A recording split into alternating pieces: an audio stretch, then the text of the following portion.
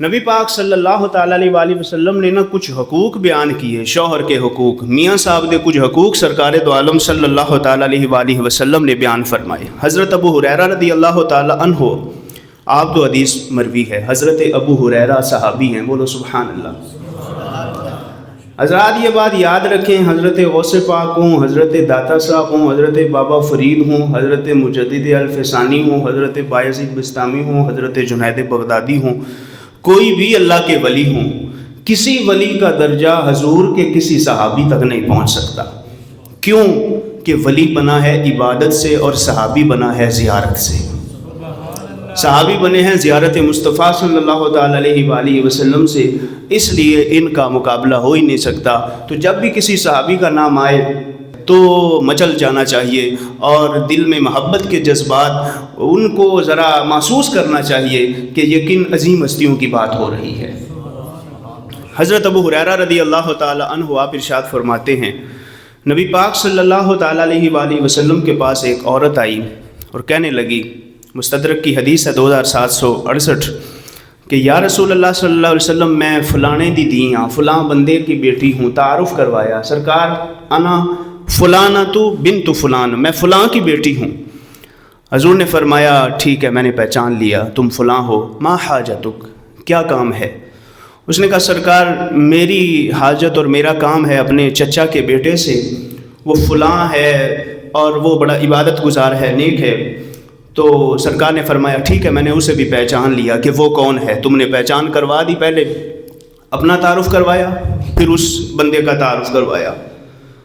تو وہ عورت کہنے لگی یا رسول اللہ صلی اللہ علیہ وسلم یخطبنی، چچا کے بیٹے نے مجھے نکاح کا پیغام بھیجا ہے، وہ مجھ سے نکاح کرنا چاہتا ہے، تو اب میں آپ کے پاس کس لیے آئی ہوں؟ فاخبرنی ما حق الزوج علی الزوجہ، میں نکاح سے پہلے شوہر کے حقوق پوچھنے کے لیے آپ سے آئی، آپ کے پاس۔ یہ خواتین کہ میں آپ کے پاس آئی ہوں، یا رسول اللہ صلی اللہ علیہ وسلم مجھے حقوق بتائیں، کیا ہیں شوہر کے حقوق، کیا ہیں مجھے یہ بتائیں۔ فَإِنْ كَانَ شَيْئًا أُطِيقُهُ تَزَوَّجْتُهُ وَإِن لَمْ أُطِيقْ لَا أَتَزَوَّجُ، اگر حقوق ایسے ہوئے کہ جنہیں ادا کرنے کی مجھ میں طاقت ہوئی تو میں پھر شادی کروں گی، اور اگر طاقت نہ ہوئی تو پھر میں ساری زندگی کنواری رہ لوں گی، شادی نہیں کروں گی۔ نبی پاک صلی اللہ تعالیٰ علیہ وآلہ وسلم آپ نے ارشاد فرمایا من حقہ، سارا حق تو میں تجھے یہ نہیں بتاتا۔ اس نے کہا کہ مجھے حق بتائیں، شوہر کا حق کیا ہے؟ سرکار نے فرمایا سارا حق اس کو تم خود سمجھ لو کہ کیا ہے۔ فرمایا اس حق کا ایک حصہ یہ ہے، جو شوہر کا حق ہے نا، اس حق کا ایک ٹکڑا یہ ہے، ایک حصہ یہ ہے، تھوڑا سا میں تمہیں ایک اشارہ دے دیتا ہوں، ایک جھلک دے دیتا ہوں، سارا پھر خود ہی تم سمجھتی رہنا۔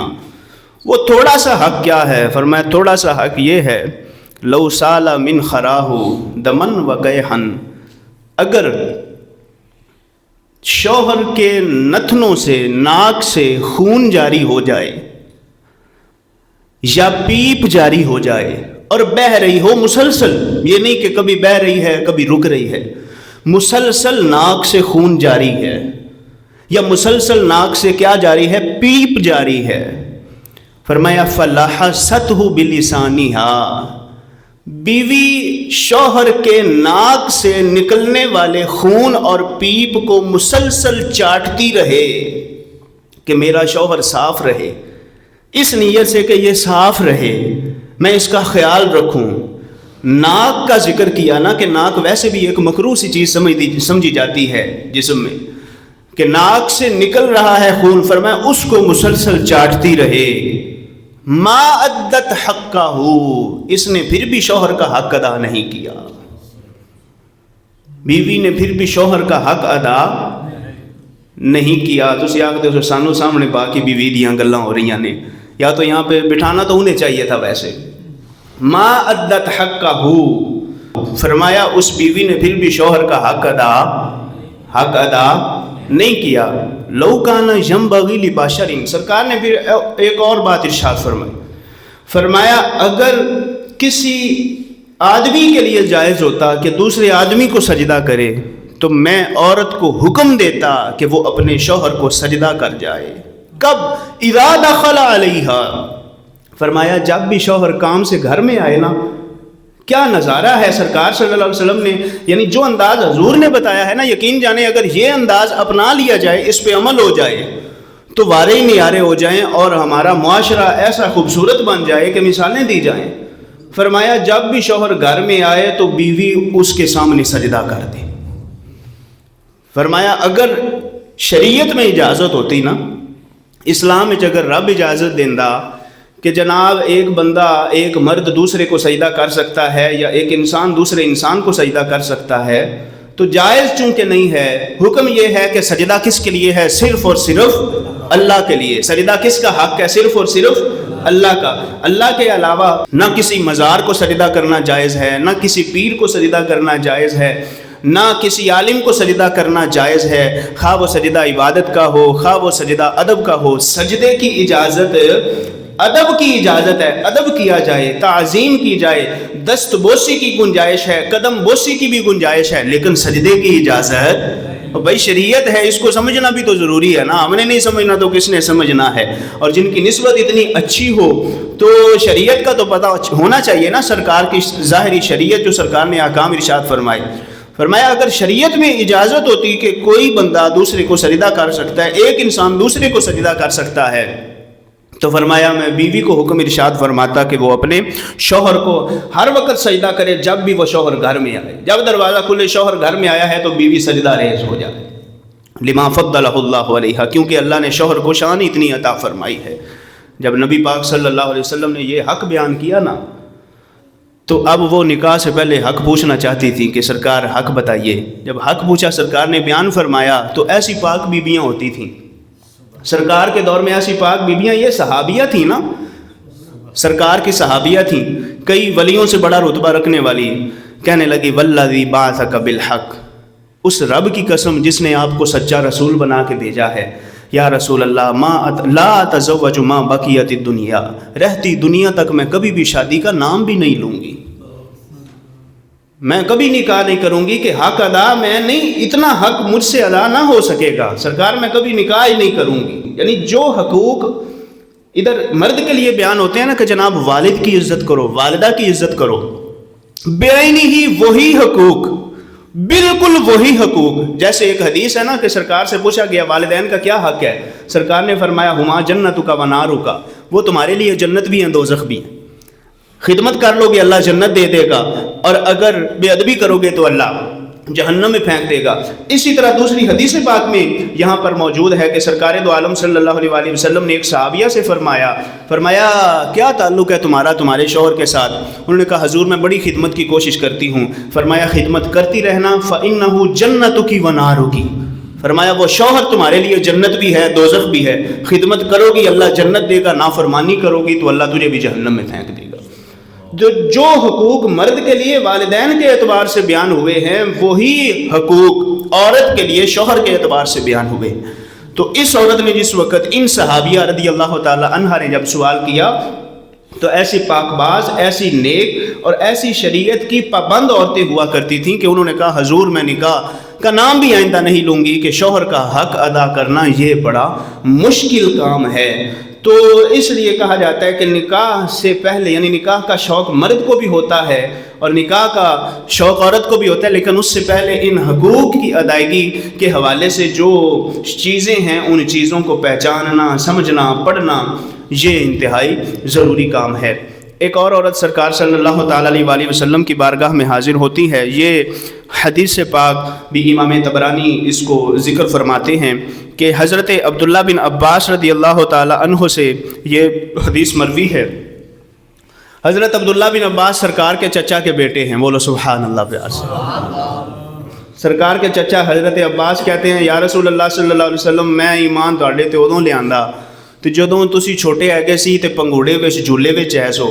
یا رسول اللہ صلی اللہ علیہ وسلم میں آپ کو دیکھتا تھا، آپ کی انگلی جس طرف جاتی تھی چاند اسی طرف ہو جاتا تھا.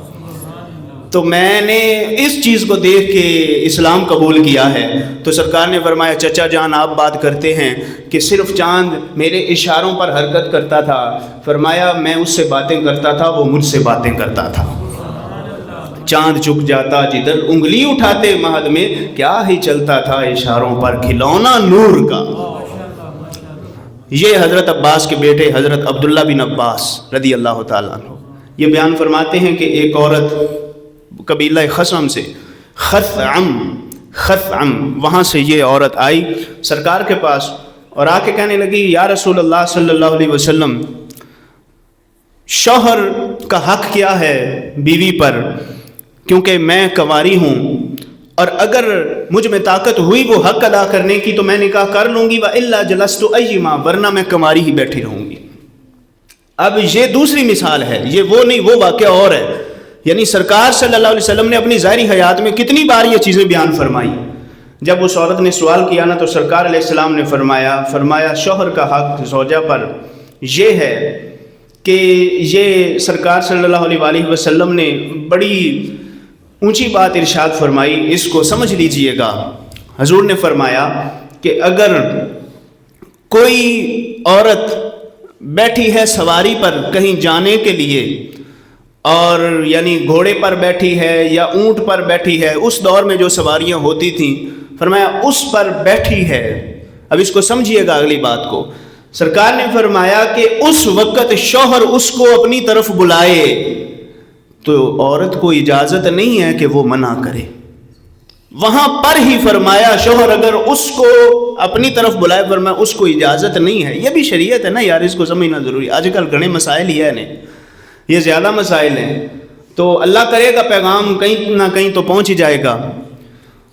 تو سرکار علیہ الصلوۃ والسلام نے فرمایا پہلا حق تو یہ ہے، مراد یہ ہے کہ عورت کے لیے جائز ہی نہیں ہے۔ ایک دوسری حدیث میں فرمایا اگر عورت تنور پہ بیٹھی ہے، روٹیاں پکا رہی ہے اور درمیان سے ہی شوہر آواز لگائے تو فرمایا اس کو وہیں پر چھوڑ کے آنا ضروری ہے، واجب ہے اس کے لیے۔ اور یہاں سرکار نے ارشاد فرمایا من حق الزوج علی الزوجہ، فرمایا ایک حق یہ ہے اللہ تصوم تطوعا الا باذنہ۔ یہ گل بڑی مزیدار ہے۔ سرکار نے فرمایا کسی بھی عورت کے لیے جائز نہیں ہے کہ وہ شوہر کی اجازت کے بغیر نفلی روزہ رکھے۔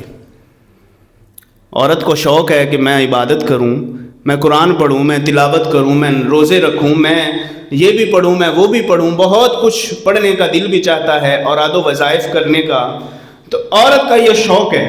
تو سرکار نے فرمایا جو عبادت ہے نا، فرض عبادت ہے، 5 نمازیں ہیں وہ اور رمضان کے روزے، ان کے لیے اجازت ضروری نہیں ہے کیونکہ یہ فرض عبادت ہے۔ اگر شوہر کہے کہ تم نے فجر کی نماز نہیں پڑھنی تو یہ حکم ماننا ضروری نہیں، جائز نہیں ہے کیونکہ وہ فرض عبادت ہے۔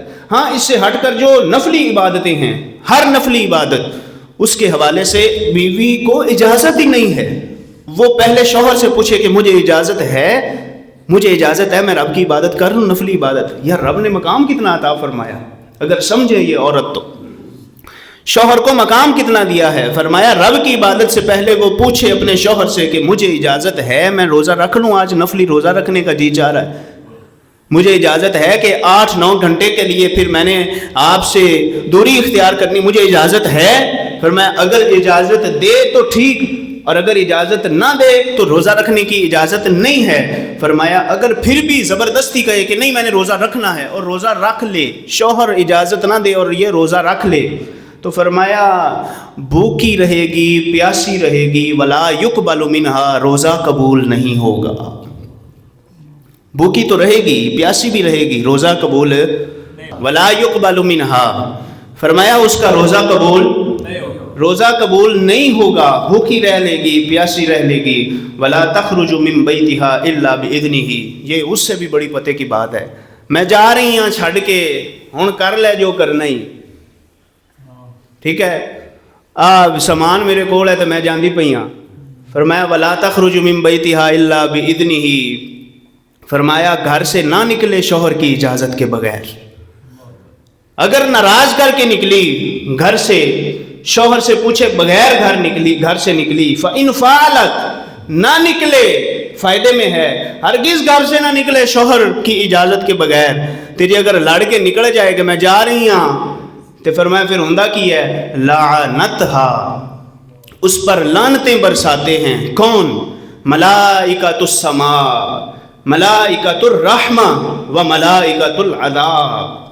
فرمایا آسمانوں کے فرشتے بھی اس پر لعنتیں برساتے ہیں، ایک روایت میں ہے زمینوں کے فرشتے بھی اس پر لعنتیں برساتے ہیں، اور رحمت کے فرشتے بھی اس پر لعنتیں برساتے ہیں، عذاب کے فرشتے بھی اس پر لعنتیں برساتے ہیں۔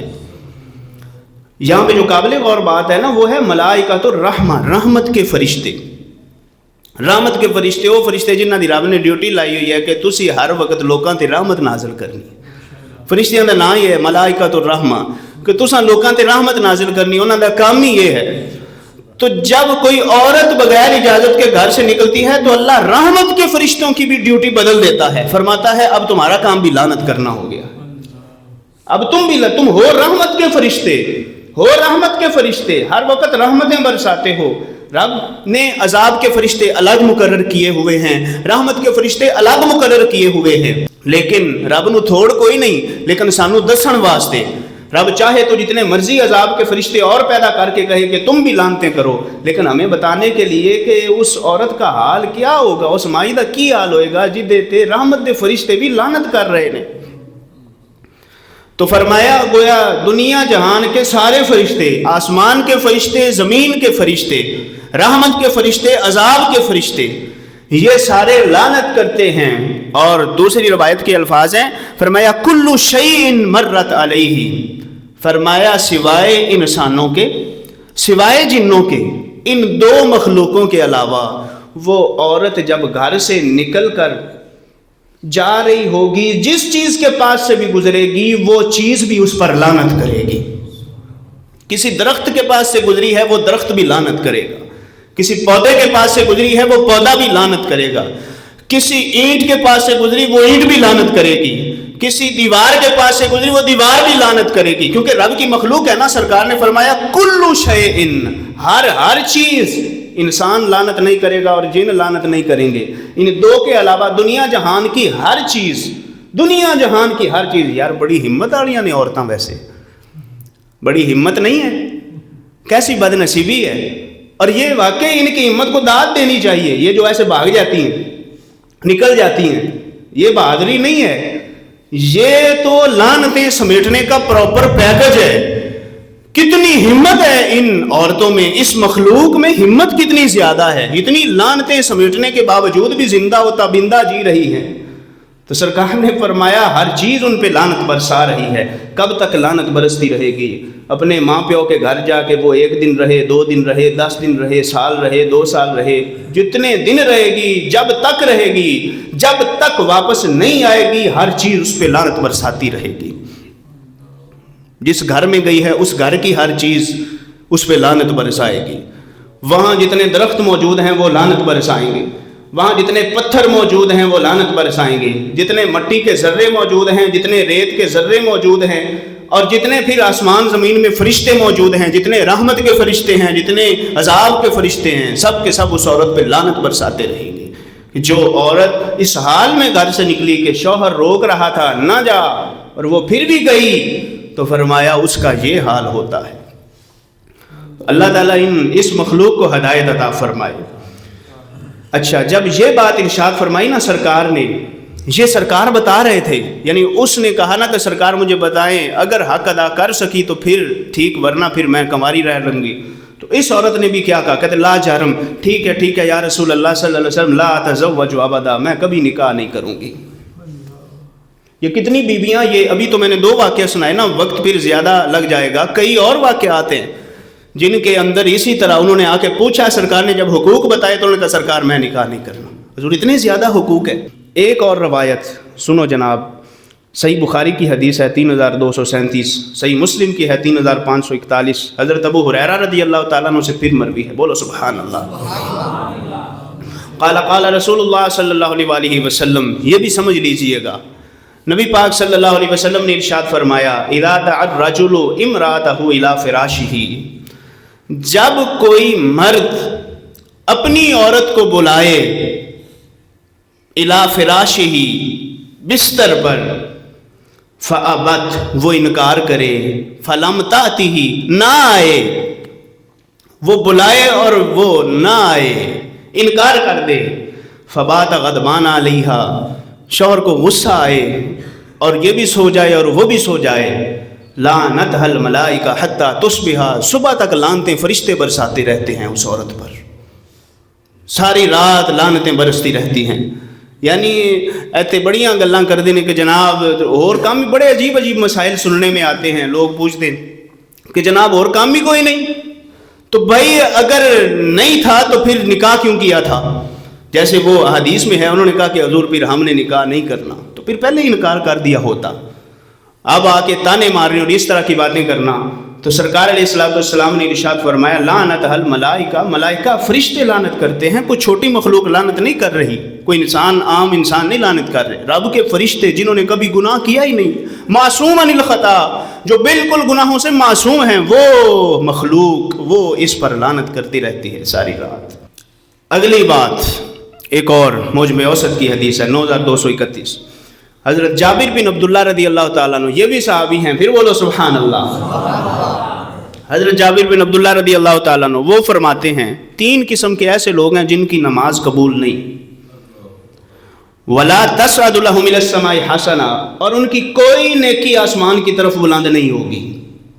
یعنی نماز بھی نماز کا الگ ذکر کیا، پھر فرمایا نماز تو نماز رہی، کوئی نیکی قبول نہیں. دنیا جہان کی جتنی مرضی نیکیاں کر لیں، 3 قسم کے لوگ، ان کی کوئی نیکی قبول نہیں ہے. ان 3 میں سے جو ہمارا مقصد ہے وہ ایک یہ ہے وَالْمَرْأَةُ السَّاخِطُ عَلَيْهِ زَوْجُهَا حَتَّى يَرْضَى، وہ عورت جس پر اس کا شوہر ناراض ہے. میاں صاحب ناراض نے اپنے شوہر کو، جس عورت نے ناراض کیا ہوا ہے، فرمایا اس کی دنیا جہان کی کوئی نیکی بھی قبول نہیں ہے. یعنی یہاں پہ یہ ہے کہ وہ فرض عبادت کرے، وہ نفل عبادت کرے، وہ کوئی بھی کرے، جب اس نے ناراض کیا ہوا ہے اور مسلسل اس میں اتنی کیپیسٹی ہے اور اتنی ہمت ہے کہ بس برداشت کر لیا اس چیز کو اس نے اور سہ لیا رب کا عذاب، اور اتنی لعنتیں اس نے برداشت کرنے اور پچانے کی اتنی ہمت ہے اس کے اندر، اتنی کیپیسٹی ہے، تو فرمایا یہ وہ عورت ہے کہ جس کی کوئی نیکی بھی اللہ قبول نہیں فرمائے گا. کب تک؟ حتی یرضا، جب تک میاں صاحب کو راضی نہیں کر لیتی.